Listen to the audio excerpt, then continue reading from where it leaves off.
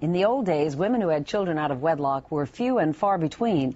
But now a record number of single women are having children on their own, no man required. More now from NBC's Janet Shamlian. Madonna did it, Katie too. Toting babies before tying the knot. And not just in Hollywood.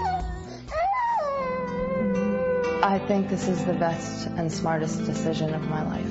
Across the country, 37% of children are now born to unmarried moms, an all-time high.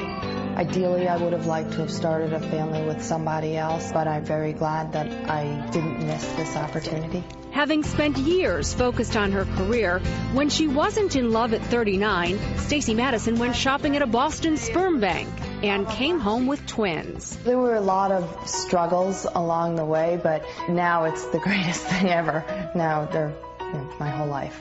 Sometimes there are two parents, witness Angelina and Brad. But the majority of children born out of wedlock have just a mom.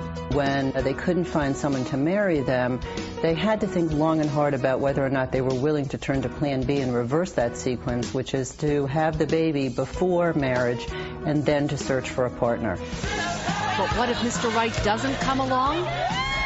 Single parents are forging extended families by involving friends and, in outings like this in Minnesota, other single moms.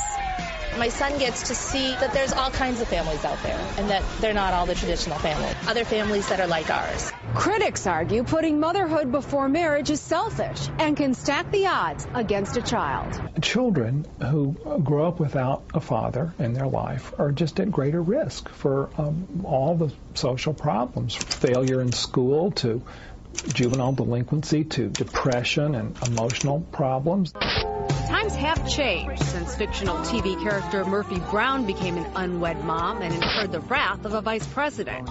It doesn't help matters when primetime TV has Murphy Brown mocking the importance of fathers by bearing a child alone and calling it just another lifestyle choice. But not first choice, at least not for Madison. I would have loved to have started a family the traditional way, met somebody, fallen in love, been younger. Unfortunately, it doesn't always happen that way. Untraditional, no longer unusual, as society redefines what constitutes a family. For today, Janet Shamlian, NBC News, Chicago. Brenda Wade is a family psychologist, and Elizabeth Marquardt is the director of the Center for Marriage and Families at the Institute for American Values. Good morning to both of you. Good morning, Meredith. Good to be here. Good morning. Good morning. Dr. Wade, I want to start with you. It's hard enough, I have 3 kids, hard enough to raise a child when you have a partner. Right. Why would women choose to go it alone? You know, I think many women today are seeing that society is not supporting relationships and marriage and families in the way that we used to have.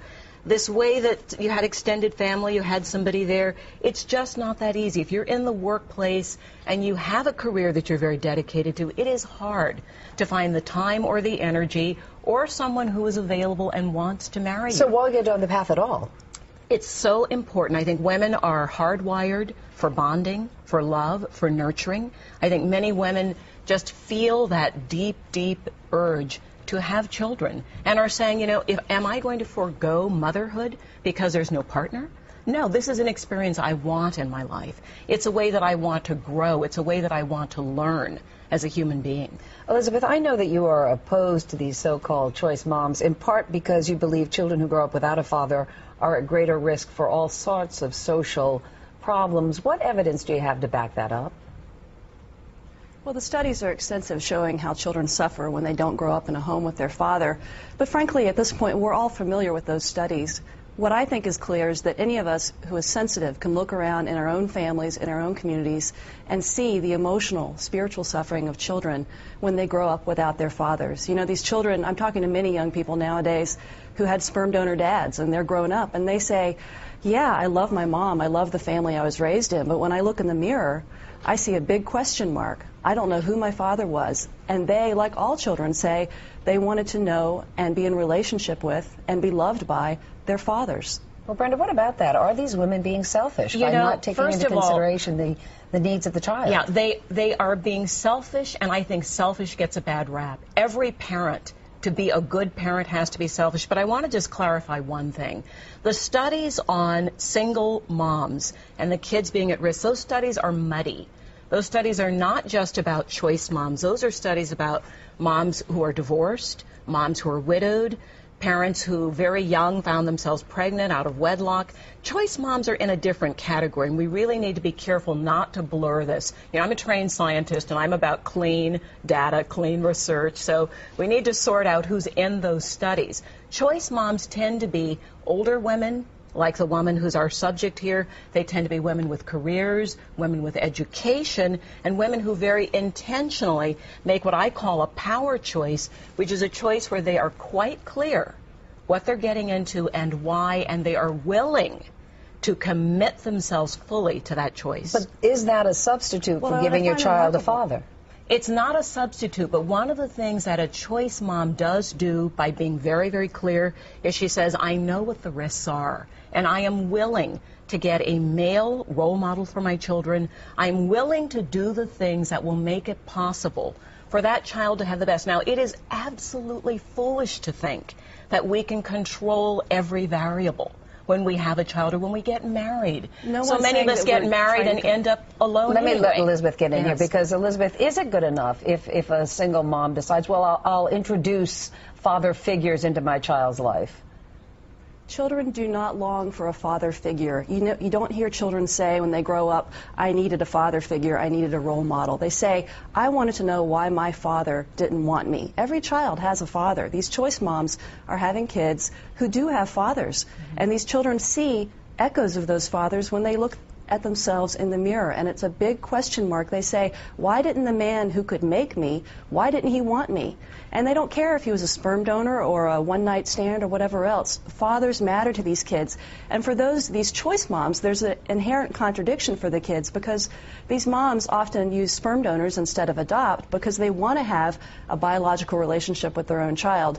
Yet their child's biological relationship to their father is not supposed to matter to the child. And that's a hard thing for a child to come to grips with. I don't think that's true. I have to say, having worked with a lot of choice moms, I think it matters a great deal to the choice moms how their children feel. And it's so easy to say these children are just being selfish, they don't care. They do care. They care deeply about their children's needs. You can't become a choice mom unless you matter, unless it matters to you how the children feel. Now, what's missing in this conversation is that when we make a choice that's just based on fact and on research and, you know, my child might have issues, every child has issues. That is life. That is how it works. As a parent, the only thing we can do is do our very best to give as much love, as much support, as much commitment, and as much caring to our children as we can. And every child does have issues, and the important thing here in terms of fathers, the important thing in terms of fathers is to give that child some really good information about finding ways to meet those needs. Okay, Brenda, last word very quickly, Elizabeth.